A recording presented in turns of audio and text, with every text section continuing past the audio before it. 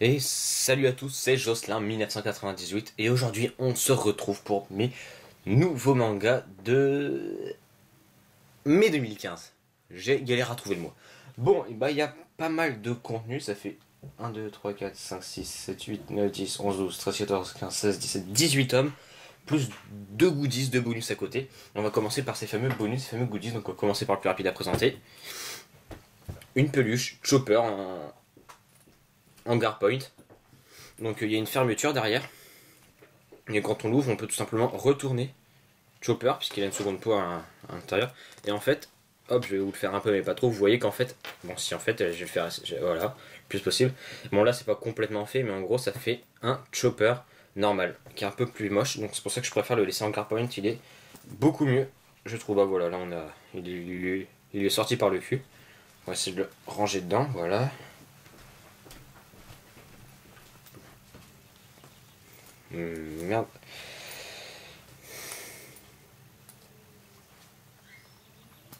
Voilà. Ensuite, une figurine de Brook dans One Piece.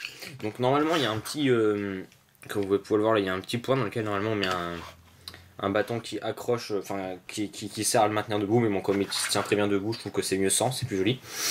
Donc elle m'a coûté que 4€, bon je l'ai eu d'occasion. Et elle est plutôt bien faite je trouve pour le prix, je vais essayer de vous montrer, bon bah j'enlève tout le Brook, je vais le démonter.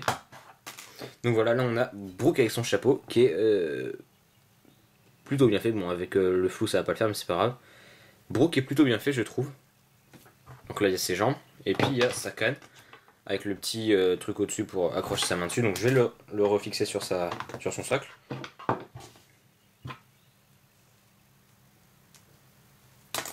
Merde. Non c'est pas grave.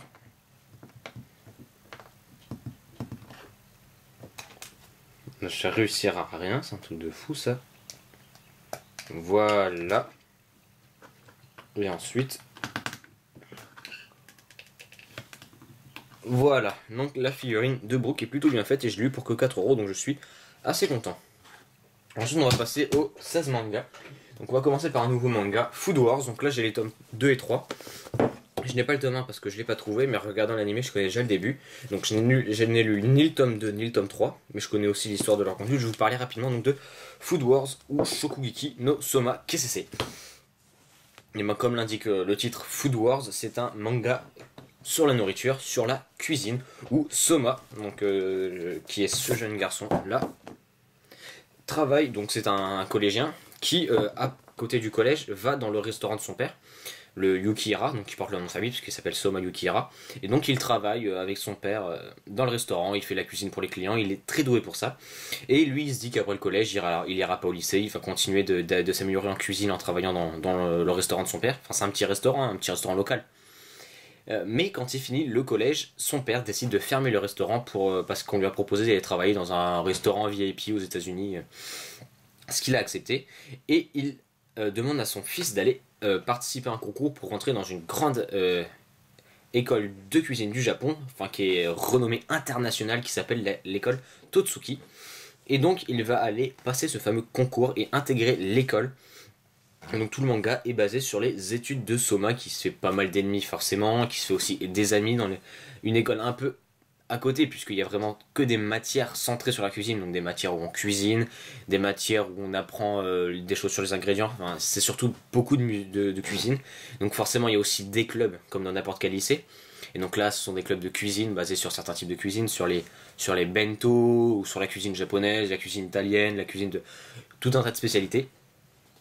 Et il y a aussi les duels de chefs où deux cuisiniers du lycée, de l'école, pardon, s'affrontent.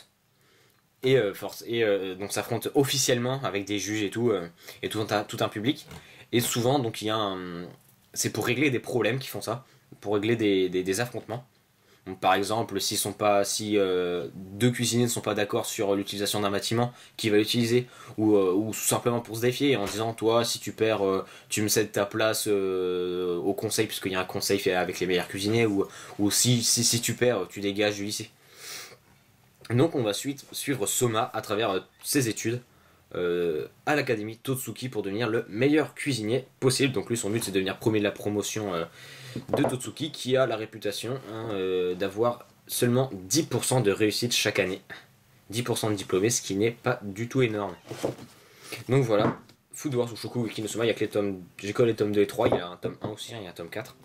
Et je vous conseille fortement ce manga et aussi l'anime donc qui est sur ADN. Ensuite, deuxième nouveauté, Yuki n'importe quoi, Yukyu ou Ukyu Holder. Donc, qu'est-ce que c'est? Yukyu Holder, ça raconte l'histoire de ce personnage qui s'appelle Tota. Il s'appelle Tota Konoe, si je me trompe pas, je vais quand même aller vérifier, je vais vérifier dans le tome 2, ça va être plus simple. Parce qu'il normalement le nom des personnages, voilà, il s'appelle Tota Konoe. Et il vit dans un petit village, donc c'est un Japon plutôt futuriste, où il y a une énorme tour qu'on voit au lointain, qui s'étend, qui va du sol jusque dans l'espace, et qui se situe au niveau de la capitale du Japon, Tokyo. Et lui, donc, il vit dans une petite campagne, dans une petite ville de campagne complètement excentrée. Et en fait, dans ce décor futuriste, entre guillemets, beaucoup de villes, beaucoup de petits villages ont été désertés, puisque la plupart des gens étaient vivre à la capitale. Et donc lui, son rêve, c'est d'aller à la capitale. Donc son rêve, lui, il y a 4 amis, c'est d'aller à la capitale pour monter tout en haut de la tour. Et ils ont tous une prof qui est... j'essaie de vous trouver une image bien. Donc voilà, c'est elle. Elle s'appelle Yukihime. Et donc c'est leur prof et c'est surtout celle qui a éduqué Tota puisque à ses 12 ans, ses parents sont morts et c'est elle qui l'a recueilli. Et elle venait à peine d'arriver donc dans leur petit village. Et donc c'est elle qui l'a éduqué pendant 2 ans. Et le chef du village, qui sait qu'elle est très très très forte en combat et en magie, puisqu'il y a de la magie dans ce monde, a décidé que si les comment ça s'appelle, enfin c'est valable pour tous les membres du village, mais si les 5 enfants, donc mon Tota et ses 4 amis, voulaient aller à la capitale, il faudrait d'abord qu'ils battent Yukihime. Ils vont essayer ça tous les jours, à chaque fois ils vont échouer, ils vont lamentablement échouer, et un jour, un prof qui est là depuis seulement 6 mois, va révéler sa véritable identité. Donc il va leur filer d'abord il va leur filer des petits accessoires qui permettent d'utiliser la magie, de ne pas apprendre officiellement la magie, de ne pas devenir un magicien, mais un accessoire qui permet d'utiliser, on va dire partiellement la magie. Et donc il va filer un bracelet à Tota en lui disant ouais file-lui ce bracelet, ça va lui bloquer sa magie, elle pourra plus l'utiliser, comme ça vous allez pouvoir la battre plus facilement. Et il paraît super sympa et en fait c'est un chasseur de primes et quand ils vont bloquer la magie de comment ça s'appelle, de Yukihime, et ils vont l'attaquer, elle va être bloquée et tout et tout. Et donc eux ils pensent qu'ils ont gagné, qu'ils vont pouvoir aller à la capitale, sauf qu'en fait le fameux prof qui leur a filé ces objets magiques est en fait un chasseur de primes qui en avait après Yukihime, qui s'avère être en vérité Evangeline McDowell ou un truc comme ça. Donc un vampire vieux de 700 ans. Et va se faire rosser, hein, puisque les pouvoirs bloqués et tout. Puis Tota va essayer de la protéger, mais il va se faire découper le bras et tout. Et c'est là que il va prendre toute la vérité, parce qu'il pensait jusqu'à maintenant qu'il y a 2 ans, il y a eu un accident de voiture entre ses parents, et avec lui dans la voiture, et Yukihime. Et qu'ils étaient les deux seuls rescapés de l'accident, et que lui il avait tout oublié. Sauf qu'en fait ses parents sont morts, tués il y a 2 ans, par on sait pas trop qui. Et elle a accepté de l'héberger depuis ce jour.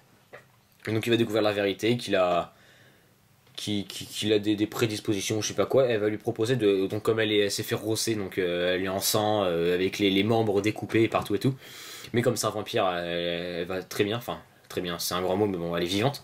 Et il y a du sang partout. Elle lui dit si tu veux devenir un immortel et protéger ses amis, parce que ce chasseur de primes va aller tuer tes 4 amis, et faut que tu boives mon sang. Et donc il va lécher le sol pour récupérer son sang, va devenir un immortel. Il va aller défoncer sa mère, le chasseur de primes, et à partir de là, Yukihime et Tota vont quitter le petit village pour aller vers la capitale, tout simplement parce que maintenant qu'un chasseur de primes a découvert sa véritable identité, beaucoup d'autres vont venir pour la tuer. Et donc ils ne sont plus en sécurité, donc ils vont commencer un périple vers la capitale. Et donc dans ces 2 premiers tomes, je n'ai lu que le premier pour l'instant, va démarrer un périple vers la capitale. Donc ils vont y aller à pied, donc forcément ça va prendre des lustres. Ils ne sont toujours pas arrivés à la capitale à la fin du tome 1. J'imagine que la plupart du manga va être basé sur ce voyage. Après, je sais pas trop.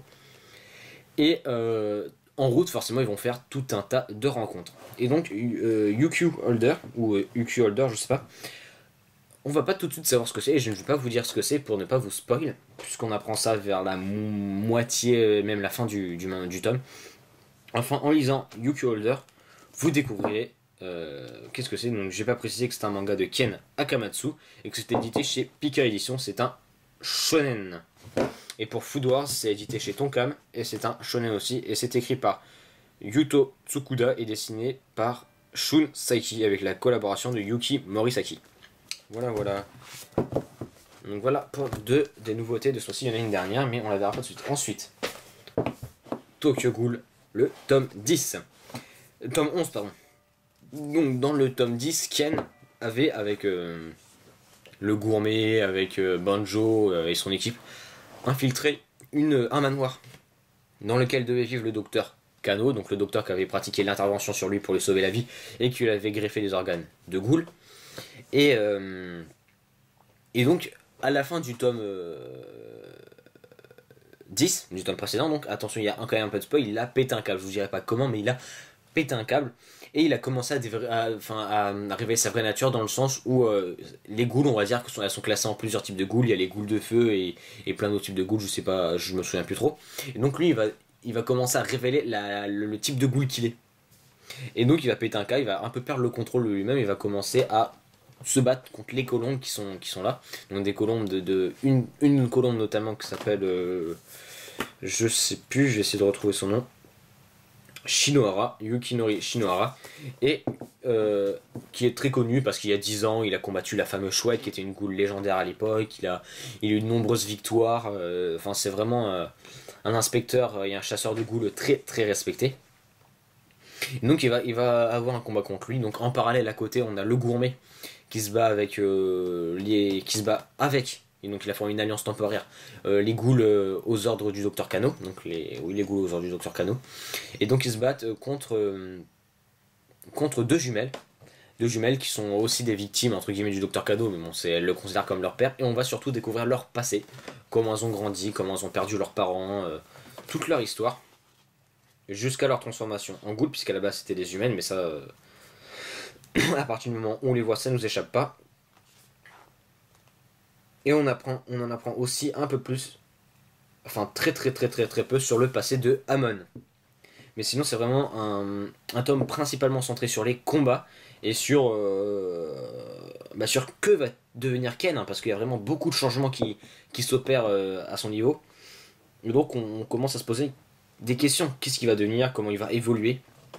Et on se pose vraiment beaucoup de questions. Sachant que la fin du manga arrive à grands pas, puisque il n'y a que 14 tomes, le manga est fini en 14 tomes au Japon, donc plus que 3 tomes et Tokyo Ghoul sera terminé, donc j'ai hâte de voir comment tout ça va déboucher. Ensuite, on a l'attaque des Titans Before the Fall, tome 3. Donc, dans le tome 3, Kyoko, je crois qu'il s'appelle Kyoko, Kiklo avait tapé l'incruste dans une excursion dans le monde extérieur avec le bâton d'exploration, donc il s'en était pas rendu compte, et ça avait un peu tourné au vinaigre, mais il s'en était sorti in extremis en rentrant entre les murs. Et il s'était fait arrêter tout simplement parce qu'il était accusé de tout un tas de trucs qu'il n'avait pas forcément commis, enlèvement, meurtre et tout simplement d'être né, hein, puisqu'il est considéré comme étant l'enfant titan, une grosse abomination, ce qui est un peu ridicule quand on voit la taille qu'il fait. Enfin, je veux dire, il est pas petit, mais il est à taille humaine, il est encore pas très grand parmi les humains. Alors que le titan, ça mesure minimum 3-4 mètres, ça monte jusqu'à une quinzaine de mètres, alors que, bon, dans la taille des titans, on saura que ça peut aller jusqu'à 60 mètres dans certains cas, mais voilà, je trouve ça un peu puéril qu'on puisse croire que c'est un enfant titan. Et donc là, on va voir toute sa période de captivité. Il va rencontrer un autre prisonnier qui s'appelle, je sais plus. Ça c'est chaud d'oublier tout le temps les noms. Il s'appelle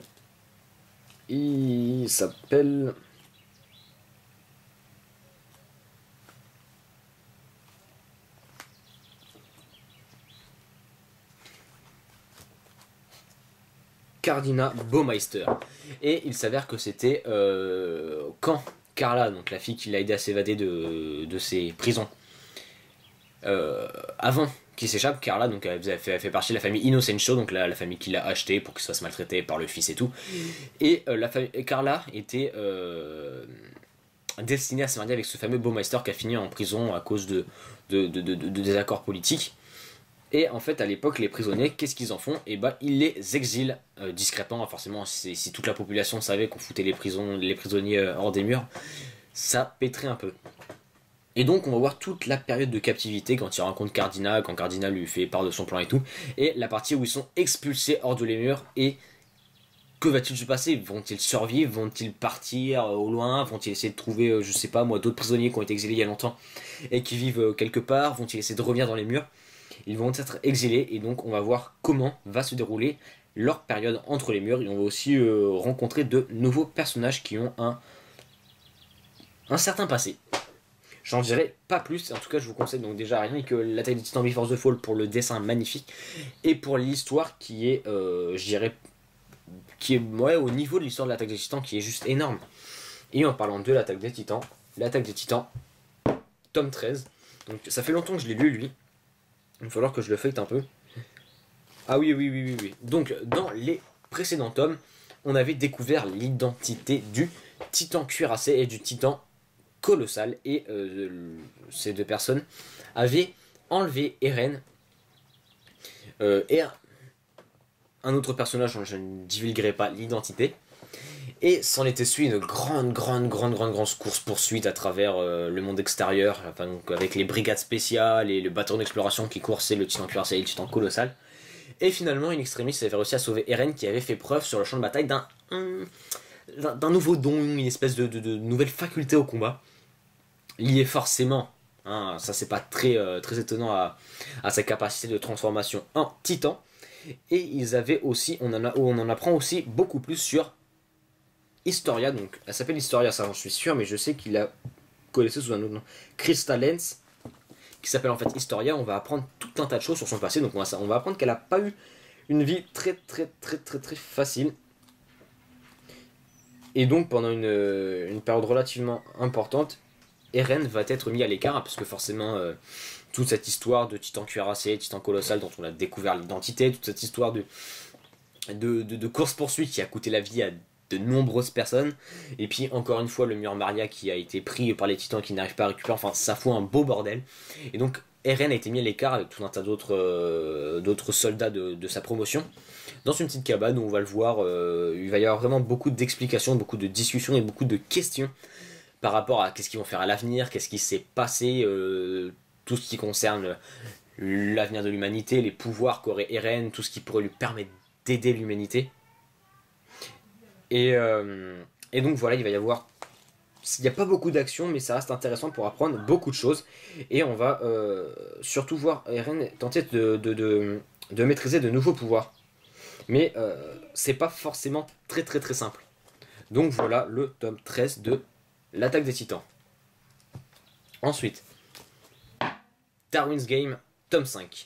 Donc dans le tome... Je crois que c'était dans le tome 3 qu'avait commencé un événement qui s'appelait la chasse au trésor, donc dans lequel beaucoup de joueurs étaient pris dans un certain quartier de Tokyo, je sais plus lequel. Et ils devaient donc trouver des bracelets, il fallait en avoir un minimum 3 pour gagner, pour ne pas mourir à la fin du temps imparti, si personne ne finissait le jeu avant. Et ça, si personne ne finissait le jeu avant, personne ne l'avait remarqué. Et dans le tome 4, ils s'étaient rendu compte qu'il y avait peut-être une manière de finir le jeu sans avoir besoin d'avoir les 3 bracelets. Et donc Shuka qui est la fille, et le personnage qui s'appelle Kaname, voilà Kaname, Shuka et Kaname qui s'étaient lancés dans la chasse au trésor, se sont fait donc quelques alliés au passage, et surtout ils ont commencé petit à petit à l'aide d'un personnage qui s'appelle l'analyste, qu'on rencontre dans le tome, enfin c'est son surnom, dans le tome 3. Et ils ont commencé à s'apercevoir qu'il y avait donc cette fameuse manière de terminer le jeu sans avoir les 3 bracelets, à l'aide de certains éléments, donc toujours liés au bracelet, hein, forcément, parce que sinon ils y seraient pas, ça servirait à rien. Et donc, dans le tome 5 va avancer cette fameuse investigation, cette fameuse enquête pour découvrir quelle est la manière de finir le jeu. Et donc forcément ils vont finir par avoir un bout de solution. Et ils vont commencer à faire leurs petites recherches, mais ils vont tomber sur le clan des Ace, donc qui est des Ace, je sais pas, les 8, qui lui aussi, on s'aperçoit qu'il est pas si con que ça, qu'il a un bout de solution. Et donc il va y avoir une confrontation entre les Ace, qui sont quand même l'un des pires clans, si ce n'est le pire clan dans tout le Darwin's Game, et surtout leur chef, Wan. Et donc va s'en suivre une confrontation entre le groupe Kaname, Shuka et leurs amis. Donc il y a l'analyste, il y a ce petit personnage, cette fille qui s'appelle Sui, et ce personnage dont j'ai oublié le nom.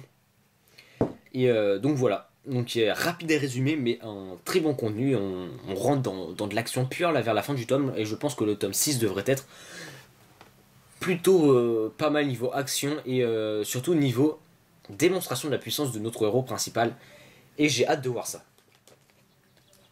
Et ensuite on a 1, 2, 3, 4, 5, 6, 7, 8 tomes. Attendez juste, voilà. 8 tomes de Samouraï Deeper Kyo. Donc on a les tomes 14, 19, 20, 23, 25, 26 et 27. Donc ça suit pas, mais je complète petit à petit avec ce que je peux trouver. Je n'ai lu que le tome 14, puisque après je saute directement au tome 16. Donc j'ai pas encore le tome 15. C'est un peu con. Donc je n'ai pu lire que le tome 14, donc Samouraï Deeper Kyo. Samouraï Deeper Kyo, c'est l'histoire de Kyo, qui est ce personnage-là. Enfin, lui, c'est Kyoshiro à la base, mais en fait, Kyoshiro abrite l'âme de Kyo en son corps. Et là, c'est Kyo qui a repris, on va dire, le dessus dans le corps de Kyoshiro. Et donc, lui, il va partir en quête de son corps, puisqu'il a été séparé de son corps, ils sont pas nés comme ça avec deux âmes dans le même corps. Il part en quête de son corps, et aussi en quête de détruire, puisqu'on apprend qu'il va détruire un certain clan qui s'appelle le clan Mibu. Le clan Mibu, qui est un clan qui, à la base, donc c'est un clan ce sont des humains de base, mais qui ont une durée de vie beaucoup plus longue qu'un humain normal, et surtout des connaissances largement supérieures au commun des mortels. Et donc à la base, il y a très longtemps, c'était un clan qui partageait ses connaissances et qui vivait en paix avec les humains. Puis petit à petit, le fait d'avoir toute cette connaissance, toute cette intelligence à côté d'humains lambda, humains normaux, a commencé à s'immiscer dans le clan Mibu une espèce de supériorité, de petits sentiments méprisants et dédaigneux quant à l'espèce humaine. Et donc finalement s'est installée une relation de dominant à dominé. Puis finalement, par un coup du dessin, voilà, le clan Mibu a fini il continue de régner, hein, en quelque sorte, il a la main mise dans tous les domaines, mais en secret, en coulisses. Et donc le clan Mibu, dont lequel faisait partie Kyoshiro et Kyo a décidé de l'exterminer. Et donc dans ce tome, il se rend en quête, il se rend sur la terre des Mibu, donc l'endroit où vit ce fameux clan légendaire, qui est devenu mythe et légende. Et donc voilà, c'est un très bon tome, j'ai hâte de lire la suite. Il faut le tome 15, après je pourrais m'avancer jusqu'au tome 19, jusqu'au tome 20 même, et puis après il faudra que j'attende de trouver le tome 21. Enfin voilà, ça c'était pour Samouraï Deeper Kyo. Je sais que c'est un peu le bordel pour vous expliquer, parce que les tomes, je les ai un peu au petit bonheur la chance, et pour l'instant je les ai tous eu d'occasion. Ensuite on a Accel World, c'est un light novel de Riki Kawahara. À la base, Riki Kawahara, qui est notamment connu pour être à la base un autre light novel qui contient, je crois, 14-15 tomes, qui n'est autre que Sword Art Online, hein, adaptation de saison d'animé avec je sais pas combien d'adaptations en manga, dont 2 qui sont arrivées en France, bientôt une 3e. Et donc il est aussi l'auteur du light novel Accel World, ou de son nom complet. Donc là, le titre de manga c'est Accel World, mais en gros c'est le diminutif de Accelerated World. Donc c'est un autre light novel qui compte 19 tomes, qui est aussi un animé. Et donc voici l'adaptation manga, qui est juste 10 fois mieux que les adaptations de Sword Art Online. Sword Art Online, c'est des adaptations lambda, hein. C'est du condensé pur et simple, avec du dessin un peu shoujo, un peu efféminé. Enfin, c'est pas une critique, hein, en soi, hein, les dessins efféminés c'est bien, mais dans certains univers, et ce côté shoujo efféminé ne colle absolument pas du tout avec l'univers de Sword Art Online. Alors que là, le dessin est très bien fait, il colle, enfin je trouve, parfaitement l'univers. Et je n'ai pas vu l'animé, donc je ne pourrai pas juger. Je n'ai pas l'impression que ce soit trop condensé, j'ai l'impression que l'histoire s'avance bien. Donc maintenant que je vous ai bien présenté Accel World, donc là par contre je précise, c'est édité chez Ototo Manga, et l'adaptation a été faite, donc l'histoire toujours Riki Kawahara, et au dessin Hiroyuki Aigamo, et au Kara Design c'est Ima. Et donc Accel World, ou Accelerated World, qu'est-ce que c'est? Et ben en gros c'est l'histoire d'un petit gros. Un petit gros qui s'appelle Arita. Donc Arita qui est donc un petit gros. Hein, c'est clairement ça, on peut pas dire autrement, c'est un fait, c'est un petit gros. Et comme il explique au début du manga, c'est dans toutes les classes, quel que soit, enfin, c'est de moins en moins vrai, tant mieux, mais dans toutes les classes, il y a toujours un peu un souffre-douleur, quelqu'un qui s'en prend plein la gueule. Et lui, il a pas de chance, parce que depuis le début de sa scolarité, depuis qu'il va à l'école, quelles que soient les classes dans lesquelles il était, quels que soient les camarades qu'il avait, ça a toujours été lui, le fameux souffre-douleur, le mec qui s'en prenait plein la gueule. Et autre chose que je dois préciser avant de continuer, c'est un manga très futuriste. Et quand je dis futuriste, Sword Art Online était futuriste. Ça se passait dans les années 2020. Ils avaient un casque, le Nardir, qui leur permettait l'immersion totale. Après, ils ont une espèce de lunette. Ça a changé, ça a évolué. Immersion totale aussi. Mais alors là, ça se passe genre 20 ans après. Et c'est encore mieux parce que là, ils se baladent avec une espèce de petit accessoire dans le cou. Ils peuvent se relier l'un à l'autre en se branchant. Et surtout, l'immersion totale, ça se fait en 30 secondes. Il n'y a même plus besoin de casque. Et puis, enfin, c'est via internet. Enfin, c'est super high-tech. Voilà, fin de la parenthèse. Et donc, Arita se fait tout le temps maltraiter. Et un jour, une fille, cette fille, qui s'appelle Haruyuki, va lui demander de venir le voir. Haruyuki a un an de plus que lui, ce qui fait qu'elle est dans le côté du lycée, on va dire, des gens qui ont un an de plus que lui. Et donc lui va s'y rendre. Donc les gens vont faire waouh, qu'est-ce qu'il fait là, surtout que c'est un petit gros et tout, enfin voilà. Et ça l'étonne un peu qu'elle lui demande de rendez-vous, mais il va aller la voir et elle va lui parler d'Axel World et le Brain Burst. Axel World, en fait, c'est un jeu vidéo de base qui permet tout simplement de ralentir le temps. Quand je dis ralentir le temps, en gros, pour être plus exact, ça les immerge dans un monde, enfin ça les immerge dans un monde, ouais, où en accélérant le cœur et tout, ça crée une image 3D du monde réel, de la zone où ils étaient en s'immergeant, mais qui ralentit mais des milliers de fois quoi. Donc on voit le poing et les bras qui se déplacent à une vitesse mais extrêmement lente. Et il va se dire je vais pouvoir utiliser ce pouvoir pour ne plus me faire maltraiter par les autres. Et finalement, va lui dire que non, de se laisser frapper et tout. Et donc il va se laisser frapper, ce qui va lui permettre, en gros, puisque le mec qui a pété un câble, il l'a frappé devant les caméras du lycée. Donc il va arrêter de le faire chier. Mais ça on s'en fout, puisqu'en fait il va découvrir Axel World, un jeu dans lequel il va essayer de s'améliorer pour Haruyuki, parce qu'il va apprendre pas mal de choses sur elle et sur son passé dans Axel World et sur tout l'univers d'Axel World. Il va commencer à s'entraîner et affronter les adversaires pour récupérer des points, puisqu'en fait les joueurs ont chacun des points, et chaque point correspond à un Brain Burst qui peut le faire, c'est-à-dire une connexion. Et si on n'a plus de points, on est exclu du jeu. Et donc il va commencer à se battre pour récupérer des points, pour s'améliorer et pour protéger Haruyuki qui a certains problèmes dans l'univers d'Axel World. En tout cas, c'est un très bon manga, je trouve. Hein, j'adore, pour l'instant j'adore. Donc je vous le conseille fortement et puis je pense que je vais aller essayer l'animé. Ensuite, il nous reste donc 2 tomes. Le premier, Fairy Tail, le tome 44. Dans les tomes précédents avaient débuté des confrontations un peu parsemées et pas trop officielles, on va dire. C'était pas vraiment du combat quoi, entre Fairy Tail et Tartaros. Mais là, ça va se booster à fond puisque on va découvrir que Tartaros veut déceler quelque chose qui s'appelle Face. Donc je vois pas trop à peu près ce que c'est, mais les pouvoirs de Face, qu'est-ce que c'est? Ça inhibe la magie. On ne peut plus utiliser la magie. Et en gros, Tartaros, qui est, il faut le préciser, composé exclusivement de démons créés par les livres de Zélef, veut créer un monde à l'image de Zélef, où il n'y a plus de magie, il y a seulement des maléfices, et où ça serait la philosophie de Zélef, Dieu c'est Zélef, enfin voilà. Et donc, Fairy Tail va vouloir contrecarrer leur plan. Et donc là, Natsu, Lisana et Miragen, qui étaient captifs, vont se libérer pour aller combattre les autres. Mais le plus intéressant, ça va être le combat de ce personnage qui est autre que Carla. Carla qui va se battre, attendez, il faut que je me rappelle contre qui elle se bat. Elle se bat contre un membre de Tartaros, hein, pas un membre en particulier, et elle va surtout, parce qu'elle va devoir aller, elle va avoir la mission d'aller détruire Face avant qu'il ne soit décédé, et elle va combattre un membre de Tartaros, et elle va surtout, pour la première fois depuis le début du manga, passer en mode Dragon Force. Qu'est-ce que c'est que le mode Dragon Force? Le mode Dragon Force, c'est notamment le mode que Natsu va passer en mode Dragon Force quand il va manger de l'Etherium, par exemple, dans l'arc Tour du Paradis, quand il va manger la foudre de Luxus dans l'arc Tenro, quand il va manger les flammes dorées de comment s'appelle, Jelal dans l'arc Nirvana. C'est aussi le mode que débloque comment s'appelle-t-il, Sting et Rogue dans l'arc des concours intermagiques. En gros, c'est un mode supérieur, hein, c'est une espèce de boost magique où la magie du chasseur de dragons devient beaucoup plus puissante. Et on va voir une Wendy, mais badass de chez badass. Et moi, j'ai juste adoré parce que Wendy, pour l'instant, elle était un peu réservée, pas trop puissante. Et là, enfin, elle laisse exploser son potentiel et c'est juste magnifique de voir un personnage comme ça qui était réservé depuis le début du manga, enfin depuis son apparition du moins, qui laisse péter son potentiel et ça promet du beau, ça promet du joli, sachant que si on se dit qu'un personnage qui était aussi faiblard à la base obtient une puissance pareille, on ne peut que rêver de la puissance que vont obtenir les personnages principaux qui sont de base beaucoup plus puissants qu'elle.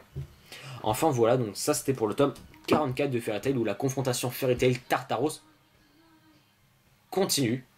Et je m'explique pour la musique qui était derrière. Et enfin, le dernier truc que j'ai acheté ce mois-ci, c'est le Bleach Character Book 2 Masked. Donc Bleach, c'est un manga de Tite Kubo, c'est un shonen édité chez Glénat qui comptabilise, je sais pas, une soixantaine de tomes en France, plus au Japon. C'est un manga qui est toujours en cours, mais qui est dans son dernier arc. Et donc, j'ai lu tous les tomes, je n'en possède pas un seul, mais on me les a prêtés, je dis des scanner, donc j'ai lu tous les tomes.